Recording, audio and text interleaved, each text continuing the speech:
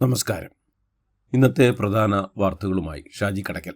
ഇന്ന് ഡിസംബർ 15 ഞായർ 2024. വാർത്തകളിലേക്ക്. 100ാം സ്വാതന്ത്ര്യദിനം ആഘോഷിക്കുന്ന വേളയിൽ ഇന്ത്യ വികസിത രാജ്യമാകുമെന്ന് പ്രധാനമന്ത്രി നരേന്ദ്രമോദി. ഈ സ്വപ്നം യാഥാർത്ഥ്യമാക്കാൻ ഇന്ത്യക്കാർ പ്രചോദിതരാണെന്നും രാജ്യം 3ാമത്തെ സാമ്പത്തിക ശക്തിയാകുമെന്നും ലോകസഭയിലെ ഇന്ത്യൻ ഭരണഘടനയുടെ 75ാമത്തെ വർഷത്തെ മഹത്തായ യാത്ര എന്ന വിഷയത്തിൽ സംസാരിക്കവെ പ്രധാനമന്ത്രി പറഞ്ഞു.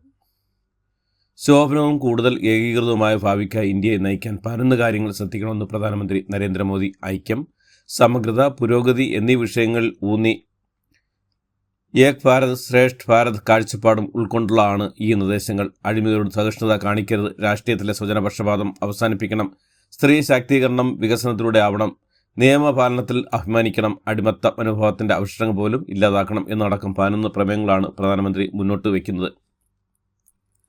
ലോക്സഭയിൽ ഗാന്ധി കുടുംബത്തെ കടന്നാക്രമിച്ച് പ്രധാനമന്ത്രി നരേന്ദ്രമോദി. ഭരണഘടനയിൽ മേൽ നടന്ന ചർച്ചയിൽ മറുപടി പ്രസംഗത്തിലാണ് മോദി ഗാന്ധി കുടുംബത്തെ കടന്നാക്രമിച്ചത്. സ്വന്തം നേട്ടത്തിന് നെഹ്റു ഭരണഘടനയെ അട്ടിമറിച്ച് ആദിഭാവം ചെയ്തുവെന്നും പല കാലങ്ങളായി ആ കൃത്യം ആവർത്തിച്ചു പോന്നുവെന്നും പിന്നീട് ഇന്ദിരാഗാന്ധി ആ പാവം തുടർന്നുവെന്നും മോദി കുറ്റപ്പെടുത്തി. സ്വന്തം കസേര സംരക്ഷിക്കാൻ 6 വർഷത്തിനിടെ 75 തവണയാണ് കോൺഗ്രസ് ഭരണഘടനയെ അട്ടിമറിച്ചതെന്ന് പറഞ്ഞ മോദി ഭരണഘടനയെ കോൺഗ്രസ് ഭയപ്പെടുത്താനുള്ള ആയുധമാക്കിയെന്നും നെഹ്റുവിൻ്റെ കാലം മുതൽ രാജീവ് ഗാന്ധിയുടെ കാലം വരെയുള്ള സംവരണം അട്ടിമറിക്കപ്പെട്ടുവെന്നും പറഞ്ഞു. മൻമോഹൻ സിംഗിൻ്റെ കാലത്ത് സോണിയാഗാന്ധി സൂപ്പർ പ്രധാനമന്ത്രിയായിരുന്നുവെന്നും അഹങ്കാരിയായ ഒരാൾ ആ കാലത്ത് മന്ത്രിസഭാ തീരുമാനം കീറിയെറിഞ്ഞെന്നും പ്രതിപക്ഷ നേതാവ് രാഹുൽ ഗാന്ധിയെ പരോക്ഷമായി മോദി കുറ്റപ്പെടുത്തി. ഭരണഘടനയല്ല മനുസ്മൃതിയാണ് BJPയുടെ നിയമസംഹിതയെന്ന് പ്രതിപക്ഷ നേതാവ് രാഹുൽ ഗാന്ധി ലോക്സഭയിൽ ഇന്ത്യൻ ഭരണഘടനയുടെ 75ാമത്തെ വർഷ മഹത്തായ യാത്ര എന്ന വിഷയത്തിൽ സംസാരിക്കുകയായിരുന്നു അദ്ദേഹം. ഇന്ത്യൻ ഭരണഘടനയ്ക്ക് പകരം മനുസ്മൃതി കൊണ്ടുവരണമെന്ന ശക്തമായി വിശ്വസിച്ച വ്യക്തിയാണ് വിനായക് ദാമോദർ സവർക്കർ എന്നും ഇന്ത്യൻ ഭരണഘടനയിലെ ഏറ്റവും മോശമായ കാര്യം അതിൽ ഭാരതീയമായി ഒന്നുമില്ല എന്നതാണെന്നും സവർക്കർ പറഞ്ഞതെന്നും രാഹുൽ ചൂണ്ടിക്കാട്ടി.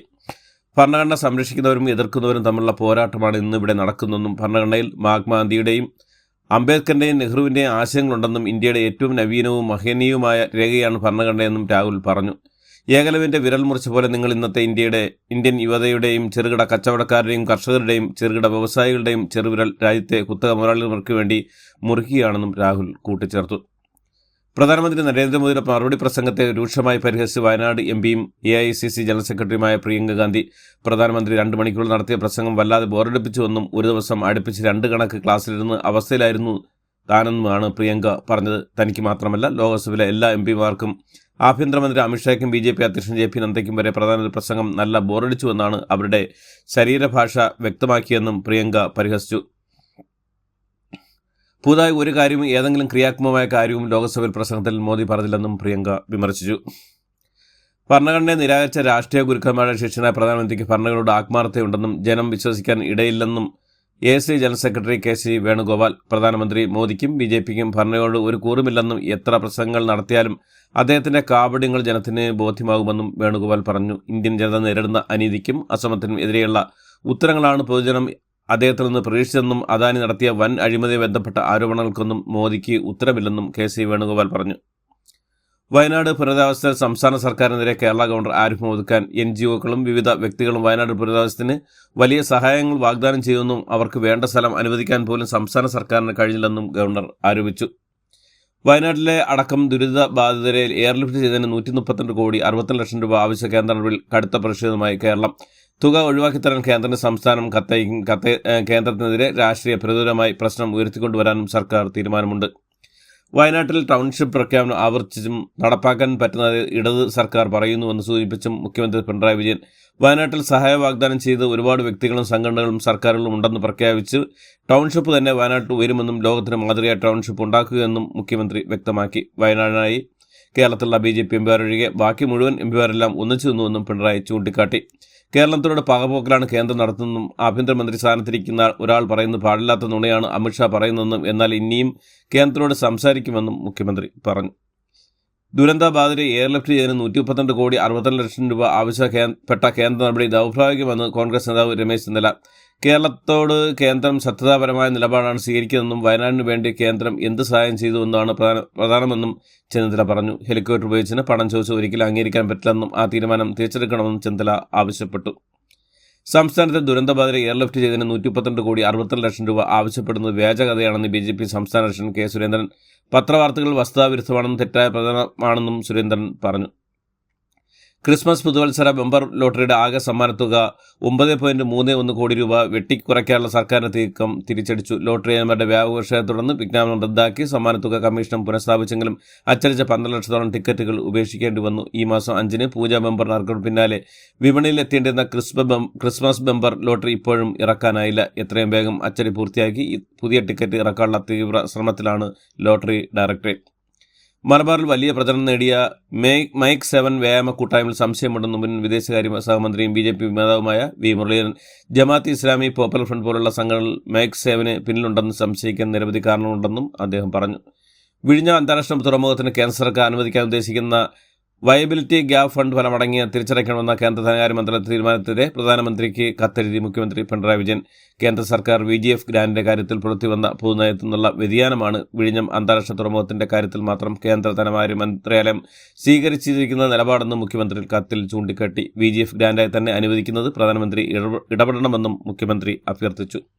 പനയമ്പാടത്ത് അപകടം നടന്ന സ്ഥലത്ത് അടിയന്തര പരിഷ്കരണം നിർദ്ദേശിച്ച ഗതാഗത മന്ത്രി KB ഗണേഷ് കുമാർ. നിലവിലെ ഓട്ടോ സ്റ്റാൻഡ് മറുവശത്തേക്ക് മാറ്റിയും റോഡിൽ ഡിവൈഡർ ഒരുക്കിയും സുരക്ഷ കൂട്ടുമെന്നും മന്ത്രി പറഞ്ഞു. റോഡ് നവീകരണം നടത്താൻ ഹൈവേ അതോറിറ്റിയോട് ആവശ്യപ്പെടുമെന്നും നിരസിച്ചാൽ സംസ്ഥാനം തന്നെ ചെയ്യുമെന്നും KB ഗണേഷ് കുമാർ പറഞ്ഞു. വൈദ്യുതി ഇറക്കിന്റെ പേരിൽ വസ്തുതയോട് യാതൊരു ബന്ധവുമില്ല നിരവധി വ്യാജ വാർത്തകൾ ചിലർ നവമാധ്യമങ്ങളിലൂടെ പ്രചരിപ്പിക്കുകയാണെന്ന് KCB. മഹാരാഷ്ട്രയിൽ വൈദ്യുതി വിതരണം നടത്തുന്ന അദാനി പവർ ലിമിറ്റഡിന്റെ ഗാർഹിക വൈദ്യുതി നിരക്കുകൾ കേരളത്തിനേക്കാൾ വളരെ കുറവാണെന്ന് പ്രചരണം നടക്കുന്നുണ്ട്. ഇത് തികച്ചും തെറ്റായ പ്രചരണമാണെന്നും KCB വ്യക്തമാക്കി. ക്രിസ്മസ് പരീക്ഷാ ചോദ്യപേപ്പർ ചോർച്ചാ വിവാദത്തിൽ വിശദീകരണമായി MS സൊല്യൂഷൻ യൂട്യൂബ് ചാനൽ അധികൃതർ രംഗത്ത്. കേസ് അന്വേഷണവുമായി സഹകരിക്കുമെന്ന് MS സൊല്യൂഷൻ CEO ഷുഹൈബ് വ്യക്തമാക്കി. ആരോപണങ്ങൾക്ക് പിന്നിൽ മറ്റ് ലേണിംഗ് പ്ലാറ്റ്ഫോമുകളാണെന്നും തന്റെ യൂട്യൂബ് ചാനലിന്റെ വിശ്വാസ്യത തകർക്കാനുള്ള ശ്രമമാണ് നടക്കുന്നതെന്നും യൂട്യൂബ് ചാനലിലൂടെ CEO നൽകിയിരിക്കുന്ന വിശദീകരണം. ക്രിസ്മസ് ചോദ്യപേപ്പർ ചോർന്ന വിഷയത്തിൽ അന്വേഷണം വേണമെന്ന് CPI സംസ്ഥാന secretary Binoy Viswam. Kochi municipal corporation വേണ്ടി കൊച്ചിൻ സ്മാർട്ട് മിഷൻ ലിമിറ്റ് ആധുനിക നിലവാരത്തിൽ ഒരുക്കി എറണാകുളം മാർക്കറ്റിന്റെ ഉദ്ഘാടനം മുഖ്യമന്ത്രി പിണറായി വിജയൻ നിർവഹിച്ചു. കുടുംബസമേതമുള്ള യാത്രക്കാരെ കൂടുതലായി KSRTCയിലേക്ക് ആകർഷിക്കാനുള്ള പദ്ധതികൾ ആവിഷ്കരിക്കുമെന്ന് ഗതാഗത വകുപ്പ് മന്ത്രി KB ഗണേഷ് കുമാർ. ആന എഴുന്നള്ളിപ്പുമായി ബന്ധപ്പെട്ട ഹൈക്കോടതി മാനദണ്ഡങ്ങൾ പാലിച്ചില്ലെന്ന് ആരോപിച്ച് കുന്നംകുളം കീഴൂർപൂരം നടത്തിപ്പിൽ കേസെടുത്ത് വനം വകുപ്പ്. കോതമംഗലം നീണ്ടപ്പാറയിൽ കാട്ടാന മരച്ചിട്ട പാന ദേഹത്ത് വീണ് ബൈക്ക് യാത്രക്കിന് ദാരുണാന്ത്യം. എറണാകുളം ചേരാനല്ലൂർ പ്രദേശത്ത് അനിവാര്യമായ സ്ഥലങ്ങൾ അടിപ്പാത ആവശ്യപ്പെട്ടുകൊണ്ടുള്ള ഹൈവേ അവകാശ സംരക്ഷണം നടത്തുന്ന പോരാട്ടങ്ങൾക്ക് ഐക്യദാർഢ്യം പ്രഖ്യാപിച്ചുകൊണ്ടും ചേരാനല്ലൂരിലെ കുടുംബശ്രീ വനിതാ കൂട്ടായ്മ പ്രക്ഷോഭ റാലി സംഘടിപ്പിച്ചു. തെക്കൻ ആൻഡമാൻ കടലിന് മുകളിൽ രൂപപ്പെട്ട ചക്രവാതി ഇന്ന് ബംഗാൾ ഉൾക്കടലിൽ വീണ്ടും ന്യൂനമർദ്ദം രൂപപ്പെടാൻ സാധ്യതയെന്നും കേരളത്തിൽ അടുത്ത ദിവസങ്ങളിൽ ഒറ്റപ്പെട്ട ഇടിമിന്നലോട് കൂടിയ മഴയ്ക്ക് സാധ്യതയുണ്ടെന്നും കാലാവസ്ഥാ മുന്നറിയിപ്പ്. പുഷ്പ 2 പ്രദർശനയുടെ തിക്കിലും തിരക്കിലും പെട്ട യുവതി മരിച്ച സംഭവമായി തനിക്ക് നേരിട്ട് ബന്ധമില്ലെന്ന് നടൻ അല്ലു അർജുനൻ. ഉത്തരേന്ത്യയിൽ ശൈത്യകാലം കഠിനമാകുന്നു. 4.5 ഡിഗ്രി സെൽഷ്യസാണ് ഇന്നലെ രേഖപ്പെടുത്തിയ ഏറ്റവും കുറഞ്ഞ താപനില ഇനിയും കുറയാൻ സാധ്യതയുണ്ടെന്നാണ് കാലാവസ്ഥാ വകുപ്പിന്റെ മുന്നറിയിപ്പ്. കർഷകരുടെ ദില്ലി ചലോ മാർച്ചിൽ സംഘർഷം. ജലപീരങ്കിയും കണ്ണീർ വാതകവും പ്രയോഗിച്ച് പോലീസ് മാർച്ച് തടഞ്ഞു. രാഷ്ട്രീയ സംഘർഷം തുടർന്ന സിറിയയിൽ നിന്ന് 4 ഇന്ത്യക്കാർ കൂടി തിരിച്ചെത്തി. ദില്ലിയിലെത്തിയതിന് പിന്നാലെ ഇവർ ഇന്ത്യൻ എംബസിക്ക് നന്ദി പറഞ്ഞു. തങ്ങളെ സുരക്ഷിതമായ നാട്ടിൽ തിരിച്ചെത്തിക്കാനായി ഇന്ത്യൻ എംബസി നടത്തിയ ശ്രമങ്ങൾ അവർ പ്രശംസിക്കുകയും ചെയ്തു. ഇന്ത്യയും സ്വിറ്റ്സർലൻഡും തമ്മിലുള്ള ഇരട്ട നികുതി ഒഴിവാക്കൽ കരാറിലെ ഏറ്റവും അനുകൂലമായ രാഷ്ട്രപതി വ്യവസ്ഥയിൽ നിന്ന് ഇന്ത്യയെ താൽക്കാലികമായി ഒഴിവാക്കി. ഇതോടുകൂടി ഇന്നത്തെ വാർത്തകൾ അവസാനിക്കുന്നു. എല്ലാവർക്കും നന്ദി, നമസ്കാരം.